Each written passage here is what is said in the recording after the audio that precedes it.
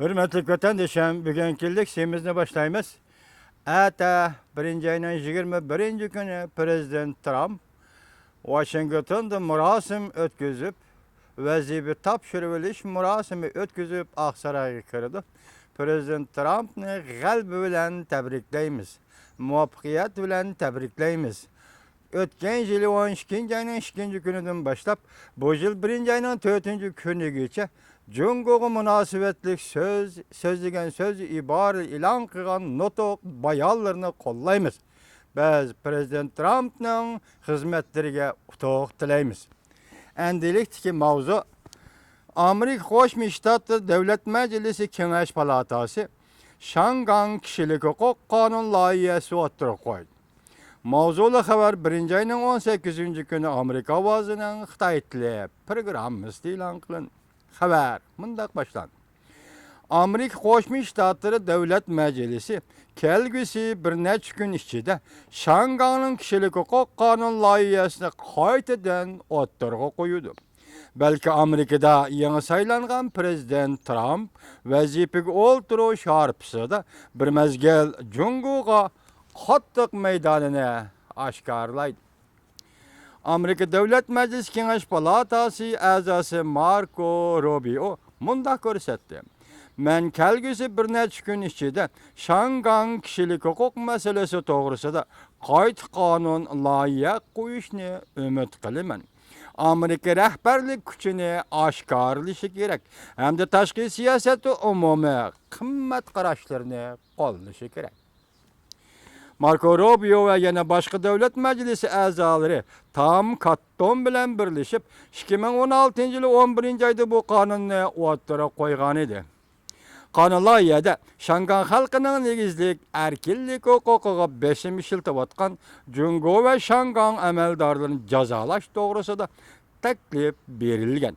Bundan burun Amerika Qo'shma Shtatlari Davlat Majlisi hamda ma'muriy doiralardan tashkillangan Kongressning qarmog'idagi Jungo komiteti yillik dokladida Amerika ma'muriy doiralarining hamda Amerika Davlat Majlisining 1992-yili belgilangan Shangang siyosat qonunini o'zgartirishni, o'ylanishni oshkorladi. Senator Marco Rubio mundaq ko'rsatdi. Tungluvan kitobxonasi voqeasi va Beijing Xalq vakillar qurultayining Shangangda qonun shariylishi, Shangangda qonun chiqarish komitetiga saylangan 2 nafar qonun komiteti a'zosining salohiyatini bekor qilish voqeasi hammasi Beijingning bir davlat ishqil tuzum prensipini ko'zga ilmayotganligini hamda Shangang shahar xalqining erkinlik, demokratiyadan bahramand bo'lishiga buzg'unchilik qilayotganligini oshkorlab berdi. Senator Tom Cotton mundaq ko'rsatdi. Qonun loyiha Beijing hukumatiga bir parcha kuch yo'llaydi. U bo'lsa-mu, agar Jungo hukumati Shangang xalqiga bergan erkinlik to'g'risidagi va'dalariga xiloflik qiladigan bo'lsa, intayin og'ir badal to'laydi deydigan uchur yo'llaydi. Cotton dedi, senator Cotton mundaq dedi. Qonun loyiha Beijing hukumatiga bir parcha kuchli uchur yo'llaydi. U bo'lsa-mu, agar Jungo hukumati Shangang xalqiga bergan erkinlik to'g'risidagi va'dalariga xiloflik qiladigan bo'lsa, intayin og'ir badal to'laydi.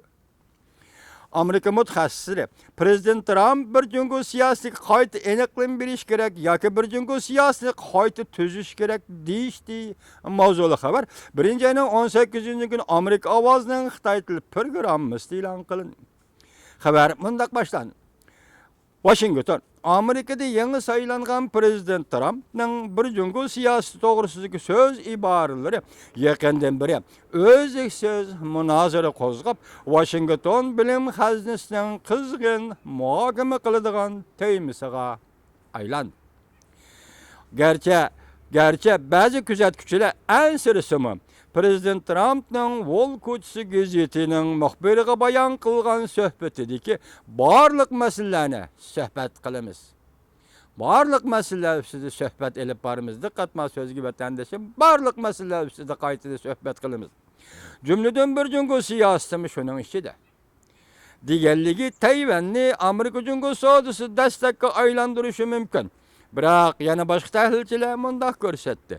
Prezident Trumpning bir Jungo to'g'risi so'z iboralari Tayvanga emas, Jungoga qaratilgan. Hozirgi maqsad Amerikaning bir Jungo siyosatini belgilash huquqini qaytarib kelish. Demak, bir Jungo siyosati mushundaqı deb Jungo deb keldi. Hozirgacha Amerika hukumatı har qaysi navbatlik Amerika prezidenti buningga amal qildi. Endi prezident Trump buningga amal qilmayapti. Nima deydi?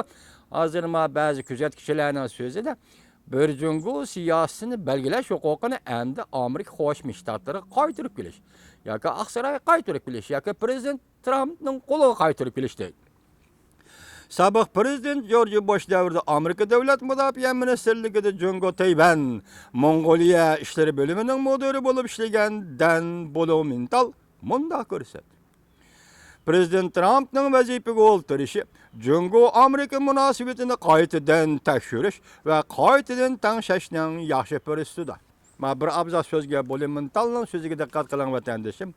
Prezident Trumpning vazifaga o'ltirishi Jungo Amerika munosabatini qaytadan tekshirish va qaytadan tanlashning yaxshi fursatidir.